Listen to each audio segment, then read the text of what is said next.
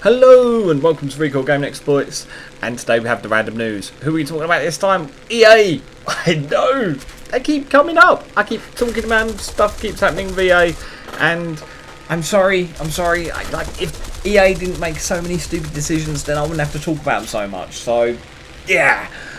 But, I mean, this is sort of a problem the majority of the industry. I mean, it's not just an EA exclusive issue.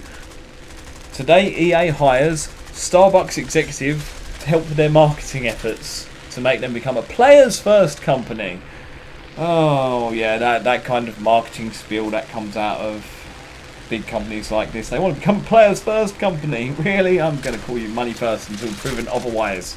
EA CEO Andrew Wilson announced that Starbucks executive Chris Bruzzo, I apologise if I'm getting your names wrong here, as Chief Marketing Officer or Executive in EA. This is a quote, and I'm sorry, I don't normally go like full on into the industry, like deep into the business side of the industry, but I am today. Today, EA creates games and live services for players around the world on an ever-expanding range of platforms and unique ways to play. Partnering with our development and technology teams, Chris will ensure we are delivering personal and meaningful experiences for players every time they connect with us and play an EA game. CEO Andrew Wilson talked about Mr. Bruzzo saying he's a brand visionary because of his work with Starbucks and various other companies. Chris is a great fit for our organisation, a collaborator, innovator, and importantly a gamer. And then he bangs on about how he's comfortable with games like Ultima and Escape from Rungistan from the 1980s and debating tactics in FIFA, Battlefield or Peggle because, you know, Peggle needs tactics to play. I mean, the guy is an intelligent guy. He's had political studies, degrees and stuff from Washington and all sorts. So evidently he's a talented guy. But I have a problem with all this, and it's not a problem with like the fact they've hired this particular guy. It's the fact that they hire executives that have no experience in the industry. I mean, this guy could play Tetris back in the 80s. He could play FIFA now. But it doesn't matter. It's an entirely different business. He worked at Starbucks, right? They sold coffee.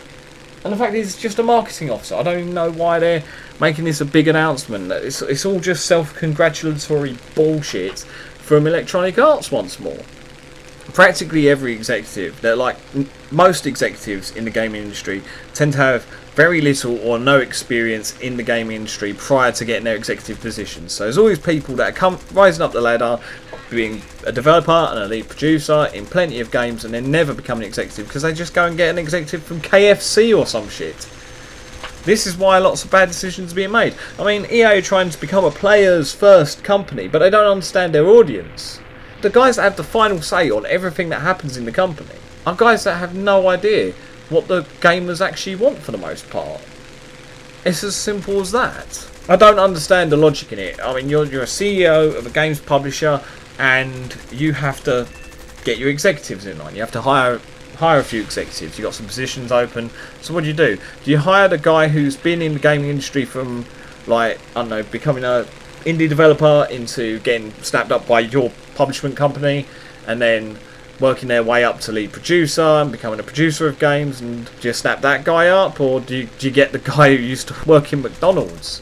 I mean, is it just me, or does it seem a bit stupid to hire a guy from, say, Starbucks or KFC or McDonald's or some other big brand name and not someone who has experience in the realm of gaming prior to their executive position? Because to me, I would have thought that the experience with gamers and interacting with gamers and knowing what gamers want is going to be more advantageous. I think this at the core as to why EA have become such a bad company in the industry, because they're trying to shoehorn anything that will make them extra money. I've said it before, the microtransactions, the season passes, all the little things that gamers just hate, absolutely despise them. Like, Sims 4 isn't quite out yet, and people are already saying, oh, by the time this game's finished, it will be $400 odd or $600 or more for all the DLC packs plus microtransactions. That's what people have been saying. Guarantee right now that there will not be a season pass for £40 odd for The Sims 4, it will be, oh, you got to buy all the packs, and it ends up, seriously, it's like something, even today, it's like Sims 3, 300 odd quid last time I checked, at least, for the DLC packs. And then there's more microtransaction stuff on top of that with that game. It's a joke, and these decisions being made by people that are just there to make money. They don't care about the gaming industry. They've just been hired to make money. So they make decisions that seem to make money. And all it ever does is piss off the gamers. And it needs to stop. It needs to stop. You want to become a players first company, hiring some kick-ass marketer that rose through the ranks of Starbucks and has a political degree, which is all well and good for most jobs, it is, and that will get you far in a lot of things.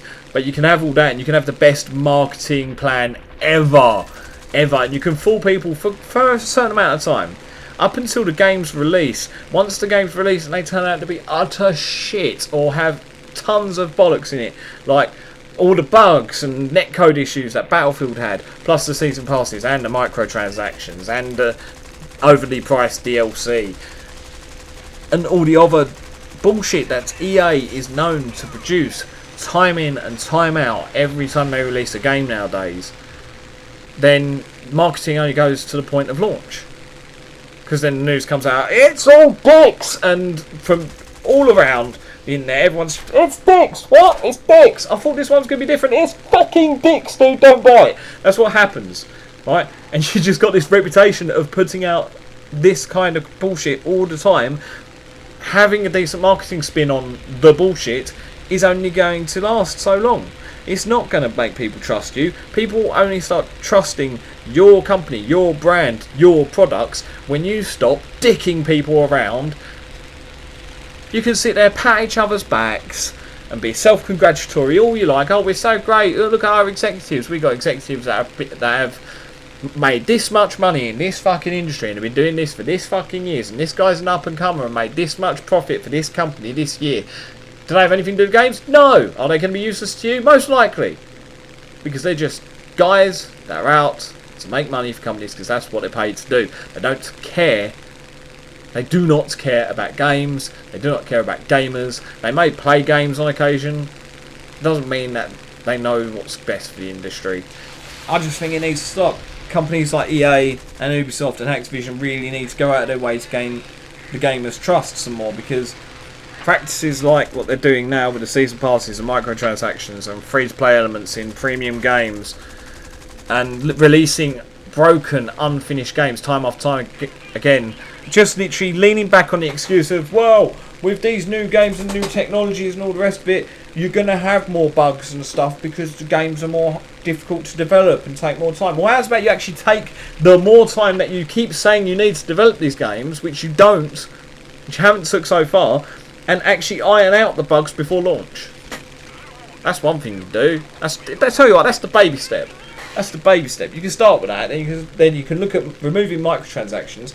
You can look at actually producing some quality DLC, not some run-of-the-mill here. Just give us some, yeah, cheers, give us some money, fuck you.